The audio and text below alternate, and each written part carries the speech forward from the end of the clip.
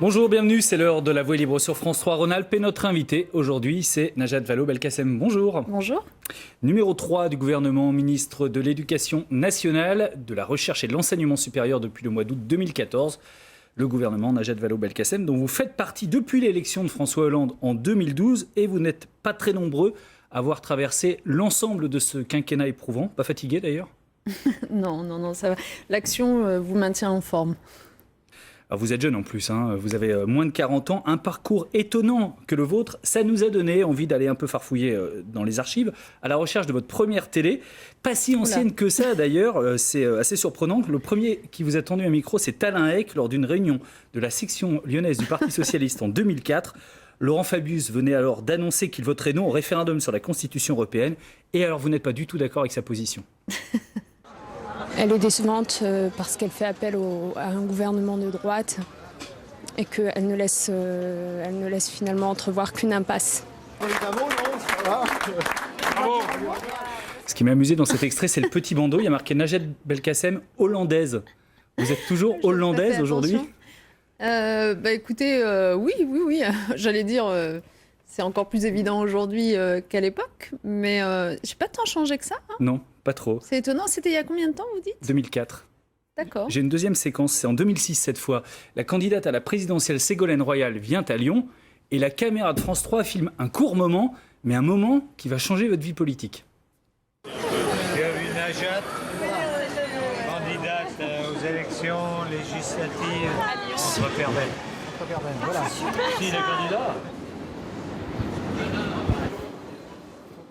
Bon, c'est pas forcément la première rencontre avec Ségolène Royal, mais elle sait pas encore bien qui vous êtes et c'est quand même ensuite elle qui va... Ah, je crois que c'est la première rencontre. C'est la la toute première rencontre. Oui, absolument. C'est émouvant de revoir ces images.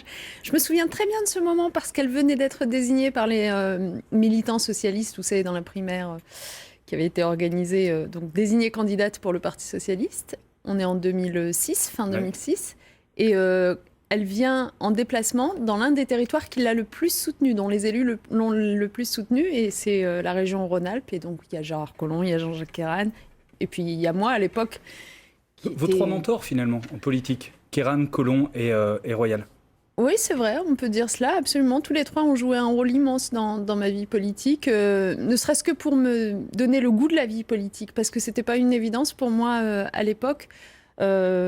J'estimais que j'en avais pas forcément la capacité aussi, c'est pas simplement en avoir le goût, et finalement chacun à leur manière ils m'ont montré que c'était possible, donc je leur en sais vraiment gré. À l'époque vous étiez candidate aux élections législatives dans la 4e circonscription du Rhône à Lyon, pas de candidature en 2012 parce que vous aviez été appelée au gouvernement, et en 2017 alors? En 2017, je le souhaite, bien sûr. Mais vous savez, il y a des règles pour tout cela. Donc, il faut être désigné par les militants socialistes pour être leur candidate. Mais bien entendu, je crois l'avoir indiqué clairement, je souhaite être candidate si les militants me désignent dans la circonscription de Villeurbanne, où je suis désormais installée. Vous étiez implantée sur le secteur de Montchat, à Lyon. Vous aviez d'ailleurs été élue conseillère générale à une époque. Vous allez là dans la circonscription finalement qui est la plus imperdable pour le Parti socialiste, un véritable bastion. Vous ne vouliez pas vous frotter à une circonscription plus difficile, votre ancienne circonscription notamment? D'abord, je ne crois pas aux histoires de circonscription imperdable. Je pense qu'une élection, c'est toujours elle n'a pas été souvent perdue par la gauche quand même, Villeurbanne. Oui, enfin, si quand même, mais une élection, c'est toujours aléatoire. Et donc, la réalité, c'est qu'il faut aller à la rencontre des électeurs, les convaincre et surtout croire à ce que l'on fait et puis être en accord avec, y compris son positionnement personnel. Aujourd'hui, il se trouve que je vis à Villeurbanne. C'est là qu'est ma vie. Donc, d'une certaine façon, pouvoir me présenter dans cette ville que j'aime beaucoup, c'est une évidence. Maintenant, encore une fois, c'est si les militants en décident ainsi. Et puis, par ailleurs, ce qui importait pour moi, par rapport à d'autres propositions qui avaient pu m'être faites dans le passé, c'était de maintenir un ancrage de manière générale dans cette agglomération et dans cette région. Donc vous vous êtes un peu éloigné forcément, puis que vous êtes entré au gouvernement et vous y revenez aujourd'hui? Parce que bien sûr, les responsabilités ministérielles vous appellent à Paris plus qu'autre chose, mais en même temps, justement, j'ai toujours souhaité conserver un socle, une réalité, un ancrage territorial, et ce socle, il est ici, dans ce territoire, au sens large du terme, cette agglomération, cette région, dont je me rends compte vraiment de plus en plus pour bien visualiser, j'allais dire, tous les territoires de France grâce à mes responsabilités nationales, qu'on a la chance d'être dans un territoire qui, grâce à l'action de gens comme Jean-Paul Bret à Villeurbanne, mais Gérard Collomb à la métropole de Lyon, Jean-Jacques Kéran, dont le mandat est malheureusement terminé, mais on y reviendra. Un territoire qui a énormément évolué ces dernières années. Vous savez, quand je vois vraiment le changement en profondeur de la métropole lyonnaise, par exemple, que je la compare avec un certain nombre d'autres territoires en France qui pourraient être comparables, je me dis qu'on a eu la chance d'avoir des élus extraordinairement impliqués et avec des résultats à la clé. Alors justement, depuis jeudi, vous y êtes dans cette région pour un long déplacement ministériel à Vaux-en-Velin, tout d'abord avec la nouvelle secrétaire d'État à la ville, Hélène Geoffroy, ancien maire de Vaux-en-Velin. Vous avez signé une charte entre le sport scolaire, l'UNSS et la LICRA, la Ligue contre le racisme et l'antisémitisme, pour promouvoir l'éthique dans le sport. Hier à Grenoble, c'est en tant que ministre de la Recherche que vous avez lancé les 4 premiers projets de l'action IDEX, les initiatives d'excellence. En gros, il s'agit de quoi ? En fait, l'idée, c'est que les universités, les grandes écoles, les laboratoires de recherche puissent, territoire par territoire, travailler ensemble pour présenter un projet d'excellence scientifique et de rayonnement international. Et lorsque ce projet est bien ficelé et que ça représente vraiment un potentiel, eh bien, il obtient un label, et ça a été le cas cette fois-ci de Grenoble, par exemple, mais aussi de Nice, et aussi de Bourgogne-Franche-Comté ou de la Lorraine. Donc le label qui est obtenu permet d'obtenir des moyens financiers très importants. Donc Grenoble, où j'étais 13 hier, millions d'euros. Voilà, j'annonçais le fait que l'État allait déjà verser une avance de 13 millions d'euros à ce projet qui va leur permettre de développer de la recherche, de soutenir de la formation, d'aller vers l'international pour conquérir aussi des marchés d'une certaine façon au sens intellectuel et scientifique du terme. Donc c'est vraiment l'IDEX ou l'ICIT, pardon de rentrer un peu dans les détails, mais ce sont des labels qui permettent à ces projets scientifiques et universitaires d'aller très loin. Vous êtes à la tête d'un ministère qui est réputé extrêmement difficile, compliqué à réformer. Ce que vous êtes pourtant attaché à faire, et votre grande réforme, c'est la réforme des collèges. Elle est applicable à la rentrée prochaine. Et on peut en rappeler les grandes lignes. Il y a la suppression des classes bilingues et européennes, mais l'arrivée d'une deuxième langue dès la 5e, la création de ce qu'on appelle les EPI, les enseignements pratiques interdisciplinaires, la réduction des options pour les langues anciennes, qui a fait énormément polémique. Les principaux syndicats enseignants, dont la FSU, sont toujours contre cette réforme. Ils vont du reste manifester à nouveau jeudi prochain pour que vous la retiriez. Pourquoi cette réforme passe aussi mal auprès de ces syndicats enseignants ?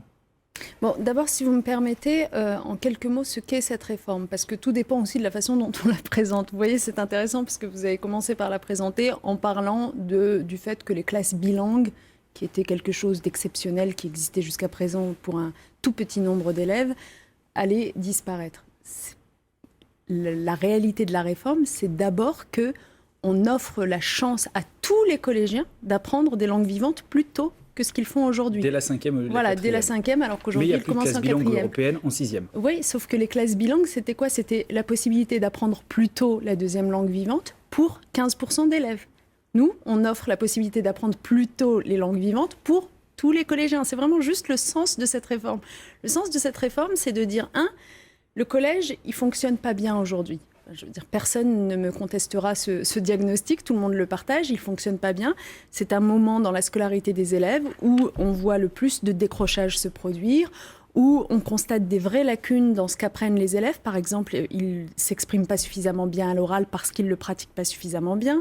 Ils ne savent pas suffisamment travailler ensemble de façon collaborative, alors que le marché du travail qui, lui, évolue pendant ce temps-là, attendra cette qualité-là d'eux. Etc., etc. Ils ne pratiquent pas suffisamment les langues vivantes, alors que dans le monde d'aujourd'hui, on ne peut pas ne pas pratiquer les langues vivantes. Donc, à partir de tous ces constats, du monde enseignant ? Mais je vais y venir. À partir de tous ces constats, on prépare une réforme du collège qui répond à chacun de ces problèmes. Quoi ? Ils ne pratiquent pas assez l'oral ? Eh bien, on va leur mettre ce qu'on appelle les fameux enseignements pratiques interdisciplinaires. Qu'est-ce que c'est ?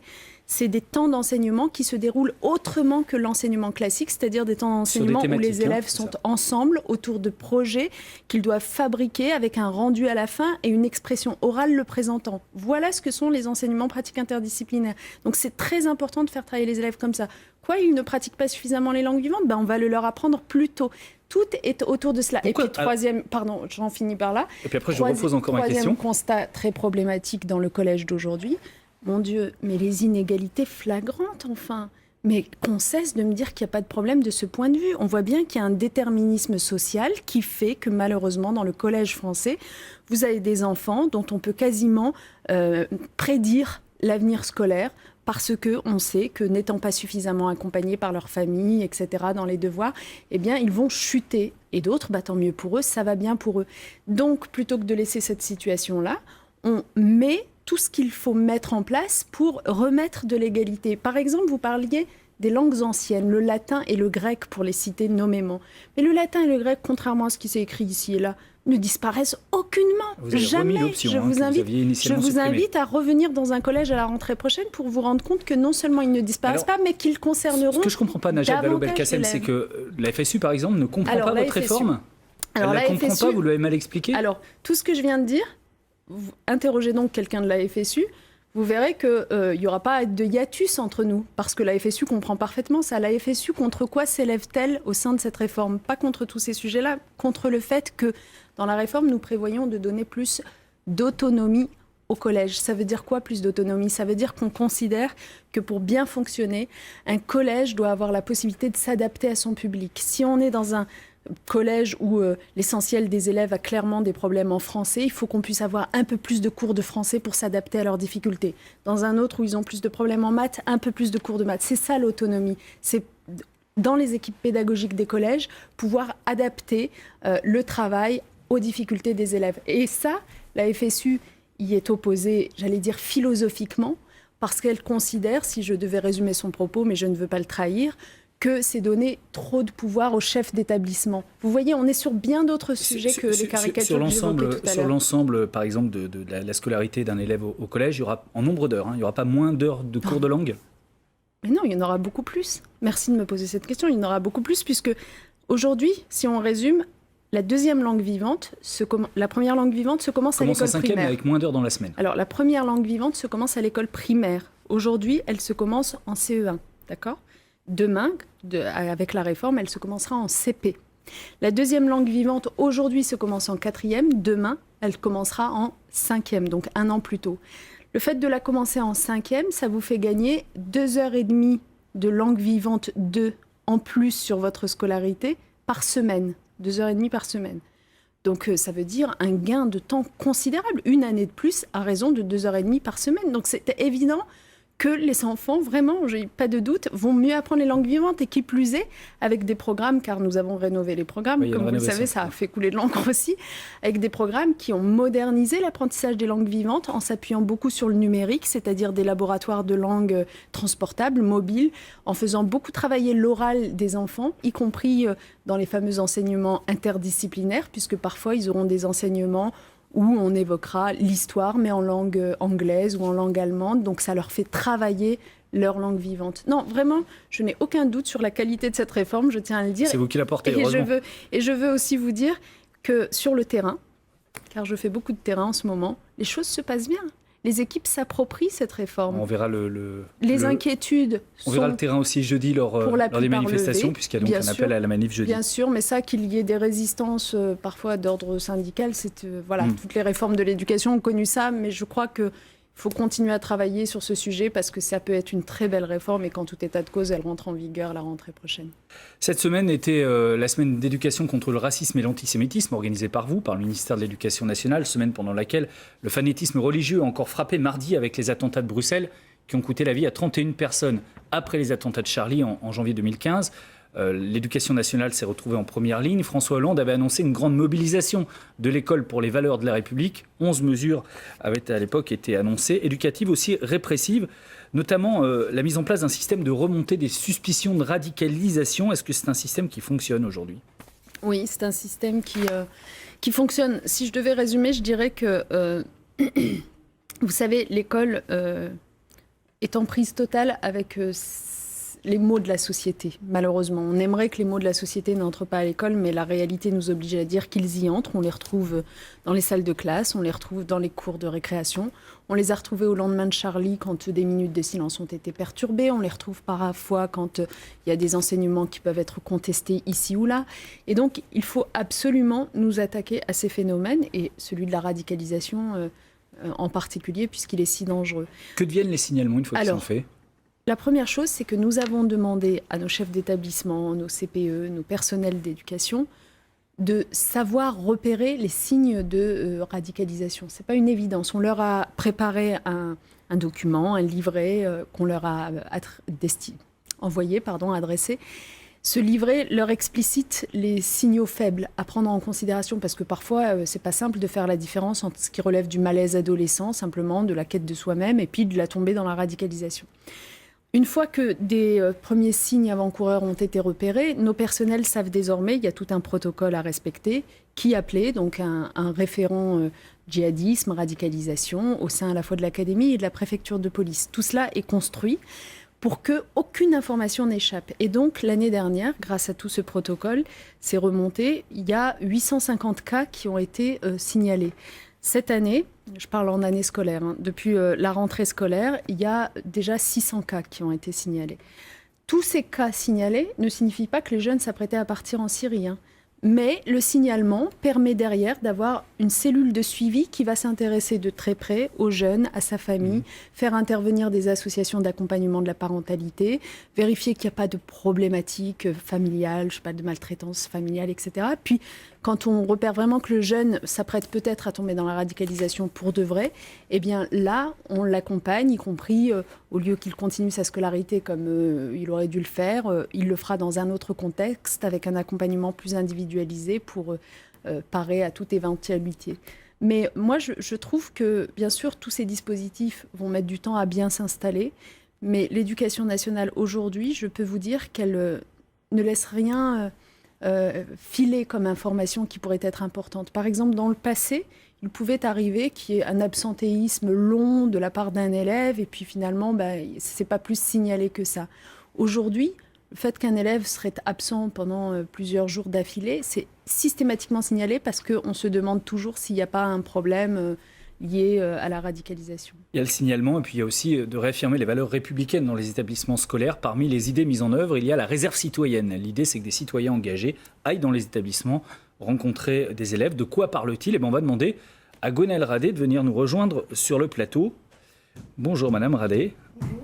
Bonjour. Vous êtes policière, vous, dans la vie. Mais vous êtes actuellement en cours de reconversion puisque vous étudiez à l'IRA, qui est l'Institut régional d'administration à Lyon, pour devenir fonctionnaire, mais plus fonctionnaire de police. Et avec Najat de Vallaud-Belkacem, du reste, vous vous êtes déjà rencontrés puisque l'IRA avait signé une convention qui en a fait un peu une école pilote pour les réservistes. Vous, ce projet vous a intéressé en fait avant, dès qu'il a été lancé quasiment ? Oui, c'est ça. Alors, rentrer à l'Institut régional d'administration, pour moi, était l'opportunité de prendre des responsabilités supérieures dans l'administration, à qui je dois beaucoup. Sans elle, j'ai rencontré tout au long de mon parcours des personnes investies et qui avaient des valeurs républicaines chevillées au corps. Et ce sont ces valeurs-là que j'ai envie de transmettre à mon tour à des jeunes qui, soit n'ont pas assez de graines, ou qui l'ont, mais pas encore assez développées. Et voilà le but pour moi de cet investissement au sein de la réserve citoyenne. Alors, on s'est vu en septembre. Moi, je suis là aujourd'hui pour vous rendre compte, Madame la Ministre. En septembre, vous n'étiez pas encore intervenue dans les lycées, c'est fait maintenant. Oui, c'est ça. Vous intervenez où ? Alors, je suis intervenue au lycée de Charlieu. C'est dans la Loire ? Dans la Loire. J'ai des interventions de prévues donc, à Villeurbanne, à l'école Jules Guesde, avec qui on travaille régulièrement, donc avec le directeur et des professeurs très investis sur le sujet. J'ai lu dans certains articles que les professeurs sont réticents. Moi, je n'ai pas ce sentiment, bien au contraire. Vous leur parlez de quoi quand vous les avez en face de vous, les élèves ? C'est des élèves de première essentiellement à Charlieu, des élèves de première S. Alors à Charlieu, on est plutôt en milieu rural. Vous leur parlez de quoi ? Alors, je leur parle d'abord de l'administration, de son organisation, puisque ça fait partie des programmes d'enseignement qui sont prévus dans ces classes-là. Donc ça, c'est pour la partie très théorique à deux voix avec le professeur. Et moi, je suis là pour témoigner de mon quotidien. Alors d'abord comme policière, c'est vrai que ça les intéresse beaucoup plus que le métier d'attaché. Et pourtant, je suis là aussi pour leur dire ce que fait un sous-préfet au quotidien. Nous sommes allés jusqu'à justement les faire rencontrer le sous-préfet de Roanne en sous-préfecture ou le procureur de la République dans un tribunal. Et qu'est-ce que vous constatez ? Est-ce que ces jeunes connaissent finalement la République dans laquelle ils vivent ? À mon sens, pas assez. Alors après, je ne veux pas parler de majorité, puisque vous avez toujours des exceptions, mais d'une manière globale, c'est vrai que le niveau de connaissance des institutions est quand même limité. Et on se dit que ça aurait pu être un aspect travaillé par l'éducation nationale depuis longtemps, que des jeunes sachent comment fonctionne le pays dans lequel ils vivent ? Oui, enfin, de manière générale, le pays dans lequel ils vivent, les institutions, j'allais dire même les règles de droit, vous voyez ? Parce que finalement, on pourrait se dire, après tout, pourquoi réserver l'apprentissage du droit à des étudiants Juste qui d'ailleurs, vont je fais se une mettre en parenthèse, droit. mais vous leur en parlez souvent. C'est des questions en fait qui reviennent assez souvent chez les jeunes, surtout pour vous qui êtes policière. Hein. Oui, alors ils me parlent souvent de leurs devoirs, donc moi bien sûr très classiquement je leur renvoie au droit et ils me parlent très clairement de prison par exemple. Est-ce que j'ai le droit La est-ce que justice, Et si je fais ça, est-ce que vraiment je risque la prison, etc. Parce que finalement, vous savez, on dit, vous allez m'aider à retrouver la formule exacte, chacun est censé connaître la loi. Nul n'est censé ignorer la loi. en Voilà, tout cas. merci beaucoup. On dit nul n'est censé ignorer la loi.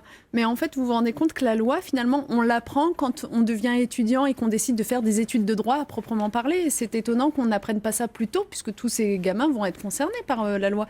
Et donc, pour répondre à votre question, c'est un peu ce qui a présidé à ce nouvel enseignement moral et civique qu'on a introduit depuis la rentrée de 2015, là, cette rentrée-ci, à raison quand même d'1 heure par semaine pour les enfants de primaire et d'1 heure tous les 15 jours pour les enfants de collège et de lycée.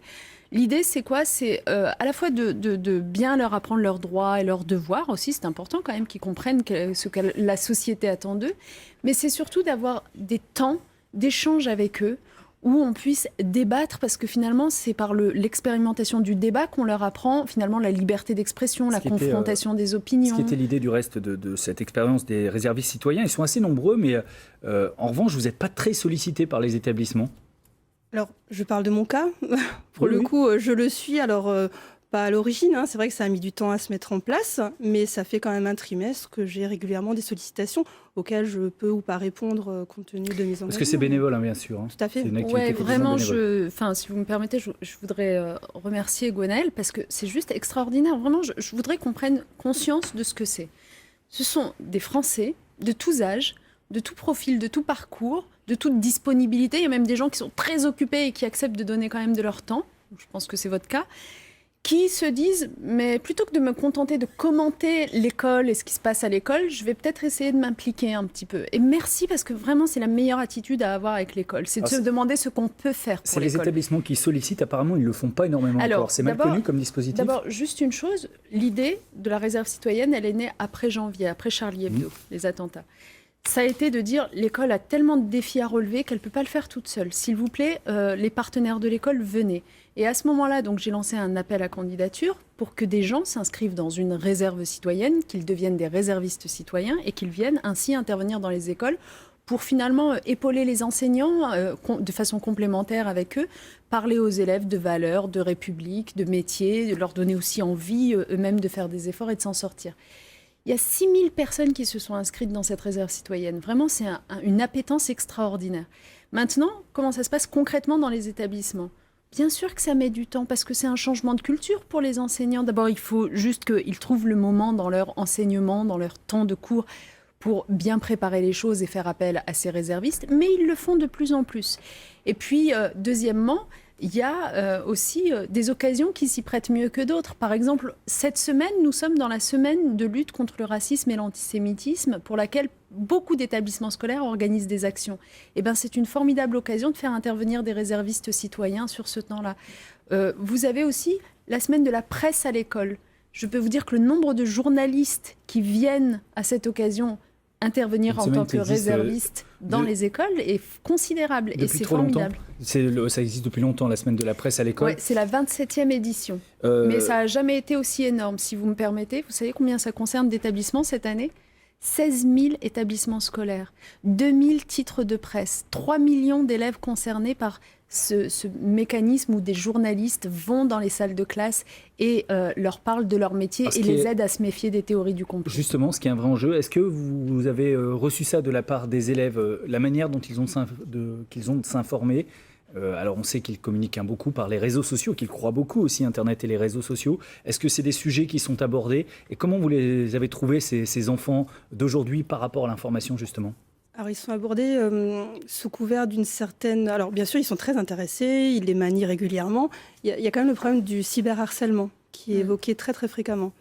Donc là, pour le coup, on est intervenu très épisodiquement puisque c'est des questions qui sont revenues régulièrement. Par contre, on a prévu justement des actions spécifiques et exclusivement réservées à ce sujet-là. Alors les réseaux sociaux, il y a l'aspect négatif, il y a l'aspect positif aussi, puisqu'après mes interventions, j'ai des élèves qui sont revenus à moi par l'intermédiaire des réseaux sociaux pour me poser des questions plus personnelles justement. Donc vous voyez, les réseaux sociaux, ça a du bon aussi. Ah oui, donc Vous ça demande entendez ces une théories, disponibilité énorme. Vous entendez ces théories complotistes, les médias nous mentent, il se passe autre chose Il y a Alors, une crédibilité de cette jeunesse aussi? Alors sur les médias, mais sur les responsables politiques surtout. Et les hauts fonctionnaires. Alors moi, je leur parle d'eux puisque je connais plus les hauts fonctionnaires que les personnages, que les hommes politiques. Mais oui, bien sûr, il y a une défiance, une méfiance. Et on est là justement pour casser ces stéréotypes. Je voudrais qu'on garde deux chiffres. C'est une étude qui a été publiée par Sciences Po Grenoble et par le CNRS en février dernier sur la perception qu'ont les collégiens de la religion. C'est une enquête qui est... Alors, c'est pas un sondage, hein, c'est une enquête scientifique menée auprès de 9000 jeunes dans les Bouches-du-Rhône, qui a demandé déjà aux enfants s'ils ont une religion. Et une grande majorité, vous le voyez, en a une, chrétiens et musulmans, plus de 50%.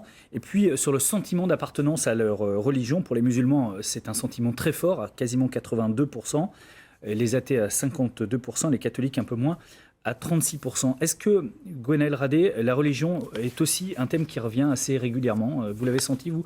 On l'a dit plutôt là, c'était dans les Bouches-du-Rhône, en zone urbaine. Vous intervenez plutôt en zone rurale? Oui, mais même avant, dans mes fonctions de délégué du préfet ou de fonctionnaire de police, je suis intervenue plus souvent d'ailleurs en zone urbaine sensible qu'en zone rurale. Et à dire vrai, ce n'est pas un sujet qui revient, c'est pas le premier des sujets. Najat Vallaud-Belkacem, il y a un autre chiffre moi, qui m'a beaucoup frappé dans cette enquête, c'est le nombre de gens, d'enfants qui pensent par exemple que le darwinisme ça n'existe pas et que les animaux ont été créés par les hommes. L'éducation nationale doit lutter aussi contre un certain nombre d'idées reçues ou communiquées du reste par la religion. Par la religion ou par tout autre vecteur, oui, c'est vrai. Ça peut prêter à sourire dans un premier temps, mais en fait, ce sont des sujets très sérieux. Parce que c'est ça qui conduit à la contestation des enseignements. Parce que ne pas croire au darwinisme, croire au créationnisme, qui est la thèse contraire. Et puis c'est pas un peu, hein, c'est trois quarts des élèves musulmans et la moitié des élèves catholiques. Ça veut dire que concrètement, en cours de sciences et vie de la Terre, vous allez avoir des élèves qui vont protester quand le professeur va présenter une théorie darwiniste. Donc c'est quand même très problématique et c'est pour ça que c'est très important d'expliquer aux enfants, et c'est là que vient le concept de laïcité, d'expliquer aux enfants de façon très claire qu'il y a une différence entre le savoir et le croire et que l'école, c'est le lieu du savoir et pas le lieu du croire. Qu'on est dans une école publique, laïque, et que la laïcité, c'est pas seulement on enlève les signes ostentatoires religieux quand on est à l'école. C'est aussi un état d'esprit, c'est une pédagogie qui fait que quand on est à l'école, on se met en situation d'accueillir du savoir et que finalement le croire, le religieux, les convictions personnelles, on les laisse de côté. Ça ne veut pas dire qu'on les méprise, c'est très important d'expliquer ça aux enfants. Ça appartient à chacun individuellement, on ne les méprise pas, mais à l'école, on apprend des choses scientifiquement avérées. Et une fois que les enfants ont compris ça, je crois que vraiment ça permet de mettre fin à un certain nombre de conflits intérieurs. Parce que les enfants, ils ne sont pas forcément mal intentionnés. Ou vous voyez, quand ils se mettent à contester des choses, c'est parce qu'ils ont un conflit de loyauté finalement entre ce qu'ils ont entendu à la maison ou dans l'église ou dans la mosquée et ce qu'ils peuvent entendre à l'école. Donc il faut leur expliquer qu'il n'y a pas de conflit de loyauté à avoir parce qu'il y a vraiment deux choses bien distinctes qui sont le savoir et le croire. Et ça, c'est la laïcité. Gwenaëlle Radé, en 2 secondes, vous allez continuer cette expérience, elle vous apporte à vous aussi? Je vais continuer à semer de la citoyenneté pour recevoir justement les témoignages des jeunes et puis m'en inspirer et puis dans mes engagements professionnels futurs. Bien sûr. Merci beaucoup d'être venu ce matin. Il est midi, vous allez échanger votre place avec Merci. Frédéric Club qui va nous rejoindre, car il est l'heure, avec vous Frédéric, de faire un point sur l'actualité de ce samedi matin. Et on va commencer par un fait divers tragique dans la Loire. Absolument, bonjour Paul, bonjour madame. On débute avec donc ce fait divers dramatique. Une jeune maman de 30 ans est décédée de plusieurs coups de couteau hier matin à Sorbier dans la Loire. L'auteur présumé, son compagnon, a tenté de se suicider en avalant des cachets. Les gendarmes l'avaient découvert comateux et les mains pleines de sang un peu plus tôt dans sa voiture. La victime, maman d'un petit garçon de 18 mois, avait déjà signalé des faits de violence conjugale.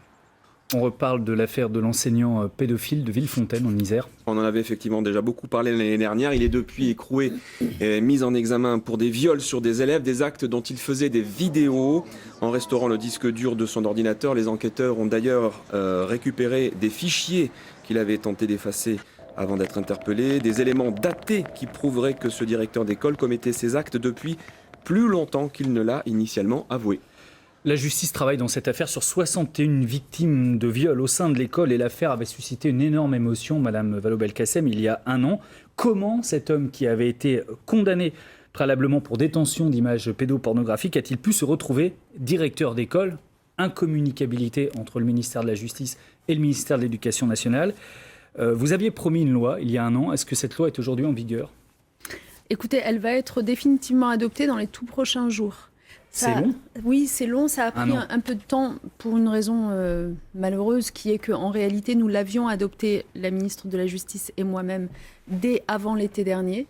Mais le Conseil constitutionnel a considéré que le texte dans lequel nous avions introduit cette disposition ne pouvait pas l'accueillir. Donc, pour une raison de forme, il a cassé la mesure en question.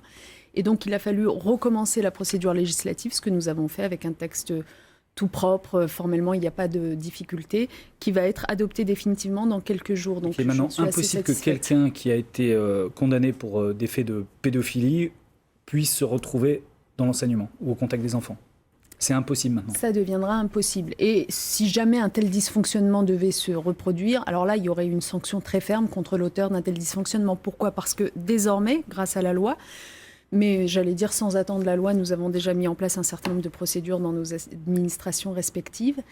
Eh bien, toutes les informations venant de la justice seront transmises systématiquement à l'éducation dès lors qu'elles concernent un personnel de l'éducation. C'est-à-dire que nous avons des référents Éducation nationale au sein des parquets donc de la justice, des référents justice au sein de l'éducation nationale, que ces deux-là communiquent ensemble et que donc, évidemment, en étant protégés par le secret, etc., ces informations-là n'échappent pas à l'éducation nationale qui, derrière, prend des décisions disciplinaires de suspension, voire de révocation des enseignants concernés. C'est très important que les familles puissent être rassurées sur le fait que un enseignant qui a été condamné ou qui est, même grâce à la loi qu'on est en train d'adopter, qui aura été mis en examen pour des faits d'une telle gravité, ne puisse plus se représenter devant des enfants. Frédéric, polémique autour de la vente d'alcool au grand stade de l'Olympique lyonnais à Dessines. En effet, Paul, peu de gens le savent, mais la vente de boissons alcoolisées dans les enceintes sportives est strictement réglementée et limitée en principe à 10 autorisations par an, autorisation accordée par la mairie de la fameuse enceinte en question. Un règlement que la maire de Dessines a décidé, elle, d'appliquer vraiment à la lettre. Reportage Julien Sauvadon et Sandy Goldstein. Il aura fallu attendre 7 matchs pour que les relations se tendent entre l'Olympique lyonnais et la ville de Dessines. En cause notamment la vente de bières alcoolisées sur le site. Après avoir obtenu 6 dérogations pour en vendre, l'OL s'est vu refuser ce passe-droit par la mairie lors du dernier match OL-Nantes. Résultat, une consommation de boissons divisée par 2. Au niveau du club, on n'est pas satisfait puisque les 6 premiers matchs se sont très bien déroulés, sans aucun incident. Les ventes étaient effectivement très bonnes, mais l'atmosphère autour du stade était également très bon. On était dans une ambiance festive et on souhaite garder cette ambiance festive à l'intérieur de l'enceinte. Et la bière avec alcool, pour nous, en fait partie. Ça évite que les supporters restent à l'extérieur de l'enceinte pour consommer des alcools peut-être même plus forts. Le problème, c'est que la maire de Dessines, Laurence Fautra, n'a fait qu'appliquer la loi. Seules 10 dérogations par an peuvent être accordées à une enceinte sportive. L'OL en a utilisé 7 cette année et l'année est encore longue. Je ne suis pas là pour assurer un modèle économique. Moi, je suis là pour faire respecter la loi républicaine. Il y a une loi qui devrait être, il me semble, la même pour tout le monde. Donc on ne comprend pas pourquoi certains clubs sportifs professionnels peuvent commercialiser de la bière avec alcool et pas d'autres. Dans le rugby, ils en font plus de 10 par an.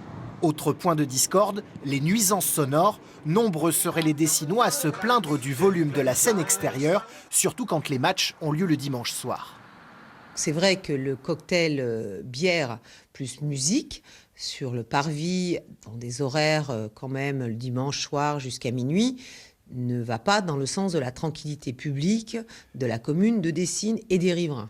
Sur ce point, l'OL concède avoir fait quelques erreurs et propose de faire des mesures sonores chez les plus proches riverains. Plusieurs réflexions sont également en cours entre la ville et le club pour améliorer les relations de bon voisinage. Après tout, ça ne fait que 3 mois que tout ce petit monde cohabite. Et on termine ce flash avec du rugby et ce très beau match de Bourgoin-Jallieu hier soir au stade Rajon. Les Bergaliens très dominateurs ont remporté une franche victoire face à Dax, 34-13. Et avec 4 essais, Les Ciel et Grenat prennent en plus le bonus offensif et se placent ainsi 9e au classement provisoire après cette 23e journée de Pro D2. Merci, Frédéric Loep est le leader et d'ailleurs toujours Lyon qui a Le battu loup. son dauphin l'Aviron Bayonnais et qui est quasiment maintenant en top Assuré d'être en 14. top 14. La voie est libre avec Najat Vallaud-Belkacem, la ministre de l'Éducation nationale. Troisième partie face à l'actu. On va revenir sur les événements marquants de l'actualité de cette semaine. Et en premier lieu, bien sûr, les attentats mardi à Bruxelles. Est-ce que vous avez eu, Najat Vallaud-Belkacem, l'impression de revivre le cauchemar du 13 novembre ?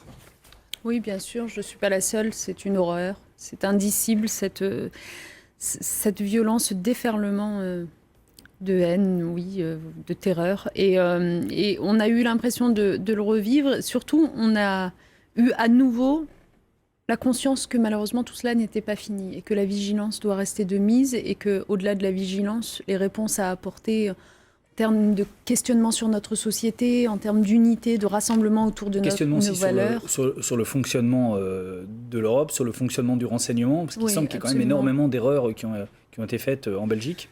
Le ministre de l'Intérieur, Bernard Cazeneuve, n'a de cesse de dire que vraiment le Parlement européen maintenant devrait adopter ce fameux PNR qui permettrait de transmettre les informations, les fichiers des passagers d'avion. Et visiblement, oui, le Parlement européen est dans l'erreur en mettant si longtemps à adopter ce texte. Mais au-delà de cela, la nécessité d'avoir des contrôles aux frontières et dans l'espace Schengen qui soient renforcés, et la nécessité aussi de travailler sur, vous savez, l'identification des faux documents. Il y a un projet de mettre en place une cellule d'intervention sur cette question de l'identification des faux documents. Donc les propositions, elles existent, elles sont là. Il faut simplement que l'Europe, sur cette question de la sécurité, peut-être soit plus efficace.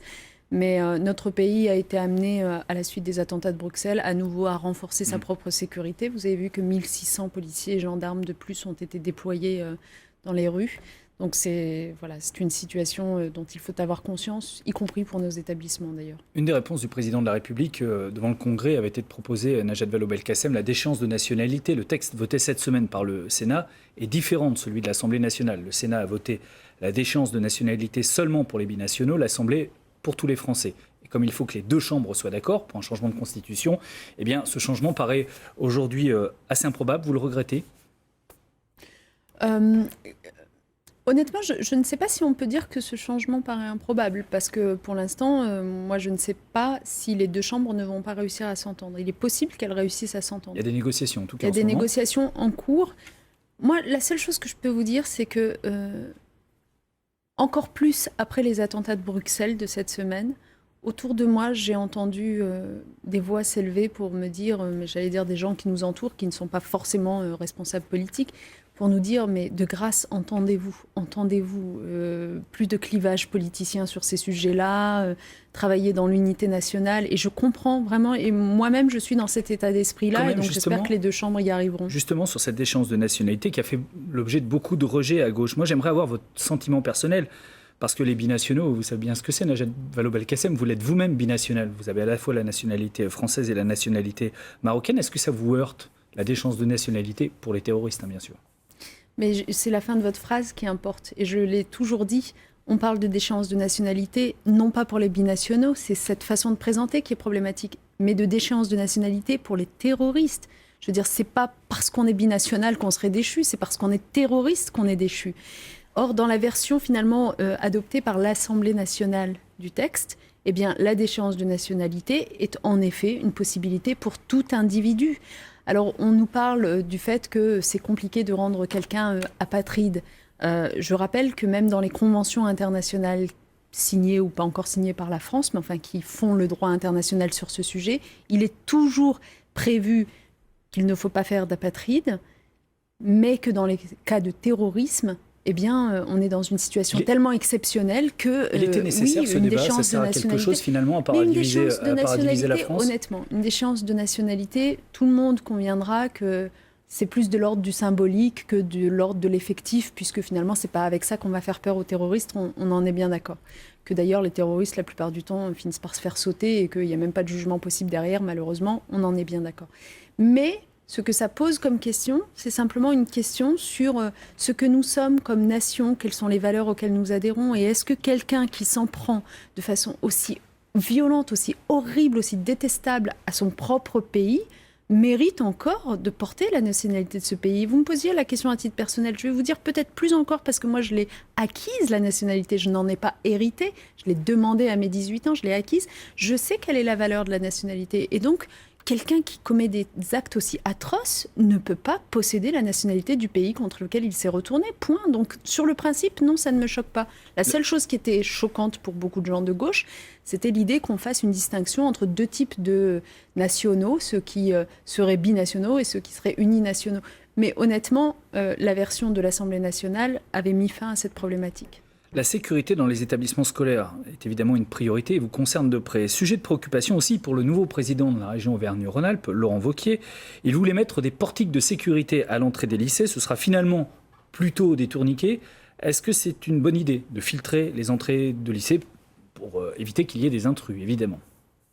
Mais moi, je l'avais dit pendant la campagne des régionales, et si vous voulez, je n'ai pas changé d'avis depuis, parce que déjà à l'époque, je m'exprimais en toute bonne foi et sur la base des contraintes que je connais dans les établissements scolaires. J'avais dit, quand Laurent Wauquiez avait parlé de cette histoire de portique de sécurité autour des lycées, j'avais dit faites attention, parce que la réalité, quand on s'intéresse à la sécurité de nos élèves, c'est qu'on a d'abord une obsession, une hantise, c'est d'éviter les attroupements de nos élèves devant les établissements scolaires. Pourquoi on veut éviter les attroupements ?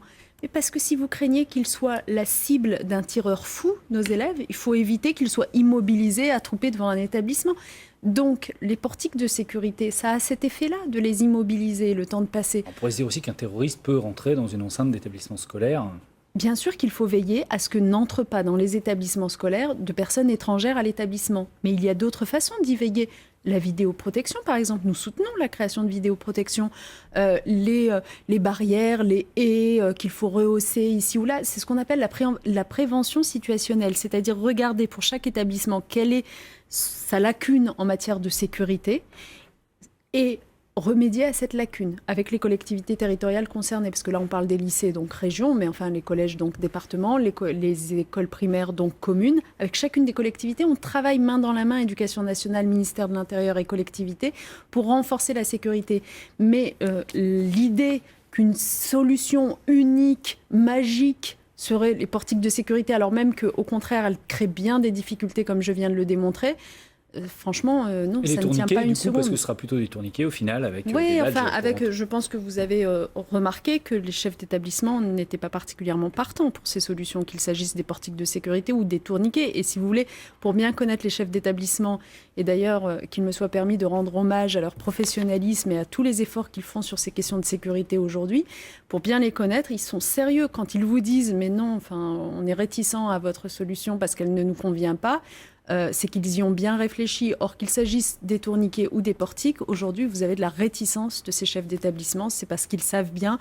En plus, ils connaissent les élèves. Vous connaissez vous aussi les élèves qui vont aussi parfois jouer de la provocation, de l'amusement pour éviter d'arriver à l'heure en cours et donc faire sonner exprès le portique, sachant que nos personnels de l'Éducation nationale ne sont pas habilités à fouiller. Il n'y a que les officiers de police judiciaire qui peuvent fouiller un élève. Bon, vous voyez bien que c'est infaisable. Une dernière question, je vous demande une réponse très rapide. Vous avez été choqué par ce coup de poing d'un policier contre un manifestant lycéen cette semaine à Paris ? Oui, bien sûr, comment ne pas l'être ? L'image est vraiment insupportable. Mais je voudrais, s'il vous plaît, qu'on ne fasse...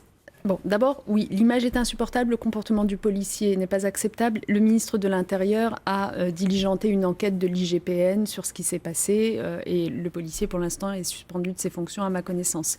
Mais je voudrais vraiment qu'on ne fasse pas d'amalgame là non plus, s'il vous plaît, parce que moi, qui suis obsédée par le fait que ces manifestations de lycéens et d'étudiants doivent bien se passer et qui travaille beaucoup en lien avec les services de l'Intérieur, je peux vous dire que, heureusement que les policiers sont là pour bien encadrer les manifestations, protéger y compris les jeunes eux-mêmes contre les violences qui peuvent se produire de la part d'un certain nombre de radicaux, on l'a vu, qui souvent d'ailleurs ne sont ni lycéens ni étudiants, mais enfin il y a des violences dans les manifestations aussi. Et donc voilà, de part et d'autre, je demande juste un esprit de calme. On a le droit de manifester dans ce pays, on a le droit de s'exprimer. Et heureusement qu'on a la police aussi pour nous protéger. Merci Najat Vallaud-Belkacem. La semaine prochaine, une voix libre consacrée aux 3 mois de Laurent Wauquiez, justement à la tête de la région Rhône-Alpes-Auvergne. On en tirera un premier bilan avec les présidents des 2 principaux groupes d'opposition et avec le premier vice-président Étienne Blanc. Un mot aussi des programmes régionaux pour ce week-end sur France 3. Odile Maté est à Chamalières dans le Puy-de-Dôme et Laurent Guillaume pour ses chroniques d'en haut sur le massif du Messinc en Haute-Loire. Ce sera donc un week-end assez auvergnat. À suivre le 12-13 avec Catherine Matoche. Bon week-end.